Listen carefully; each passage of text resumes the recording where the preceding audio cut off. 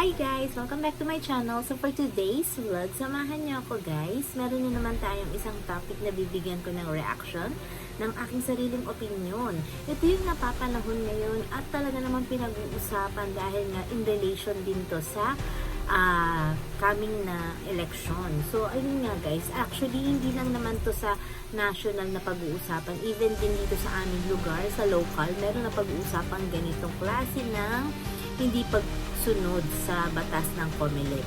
Ito yung sinasabi nila na vote buying at pangangampanya sa mga araw na hindi dapat. So, ano nga ba ang aking opinion sa at saka reaction sa ganong klaseng sitwasyon at ganong klaseng topic, issue. So, ayun nga guys, actually ngayon, meron din isang senator, hindi ko na lang papangalanan, na sinasabihan din nila na nagbo-vote buying. Babae siya. Pero alam nyo guys, sabi nga nila, ito ay opinion lang din ng mga ibang tao na sabi nila, kapag vote buying, kunin daw nyo yung pera, tapos at the same time, iboto nyo pa rin kung sino ang nasa puso nyo, diba? So, actually, may point din naman doon dahil hindi naman nila malalaman kung sino ang iboboto nyo, diba? So, kumbaga kukunin nyo, makakatulong pa sa inyo kasi nga at the same time, sabi nga nila, pera pa rin ng bayan yung ibinibigay nila. Siyempre, sahod nila yun. Saan man ang gagaling ang sahod, diba? Kundi sa tax na binabayaran nating mga Pilipino. So, ayun guys, kung ako sa inyo, at ako, sariling opinion ko, kung gusto nyo, kunin nyo yung pera, kunin yung binibigay, money man yan, or in kind, or goods, kunin nyo kasi at least kahit pa paano makakatulong nyo sa kabuhayan nyo. At the same time, iboto nyo pa rin kung sino talaga yung nasa puso nyo. So, ito na naman yung isa pang topic din na sinabi ko nga sa inyo kanina na napag-uusapan na kahit dito sa lugar namin, dito sa local, is naging issue rin siya. Mainit na issue siya ngayon. Dahil nga daw nung mga nakaraang Holy Week, which is pinagbabawal ng COMELEC na magkaroon ng campaign, may iba na ngampanya. At sinasabi rin nila na private event daw yon or hindi talaga siya parang pangangampanya. Pero may iba naman daw na sinabing habang daw nag-i-speech, nagsasabi na iboto si ganito or something na ganyan.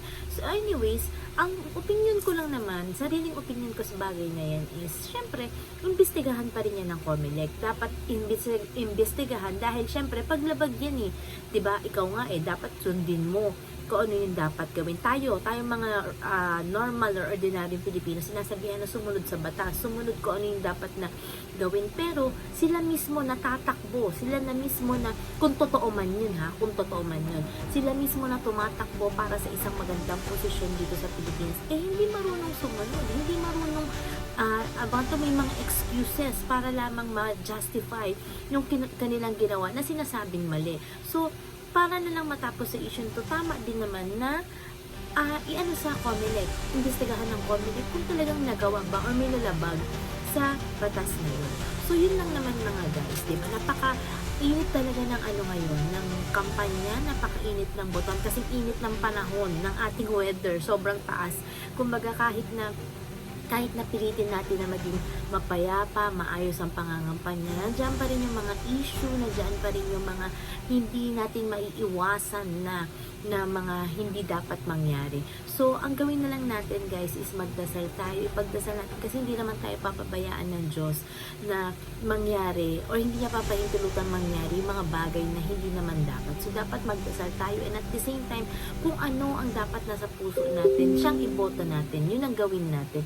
Kaya nga, di ba sabi, kunin mo yung pera, gamitin mo kasi rin yan galing din yan sa sahod na kung saan nakuha sa tax na binayad natin. So, kung sabi nga nila, kahit yung mga ayuda na sinasabi, yung mga tupad, yung mga akap, yung mga yan, pa rin daw yun nanggaling pa rin yan sa sahod ng mga Pilipino na kagaya natin na nagbabayad ng tax. So, ayan guys, kumbaga, maraming issue, maraming dapat pag-usapan, pero syempre dapat pa rin natin kung ano yung talagang gusto ng puso natin, kung sino dapat iboto natin kung ano sa tingin natin na makakatulong para sa ating bansa. At syempre kung may mga ganyan temptation, tao ka lang naman, sige, kunin mo, diba? Tapos iboto mo pa rin kung sino ang dapat at kung sino sa tingin mo ang gusto mo, kung sino ang nasa puso mo.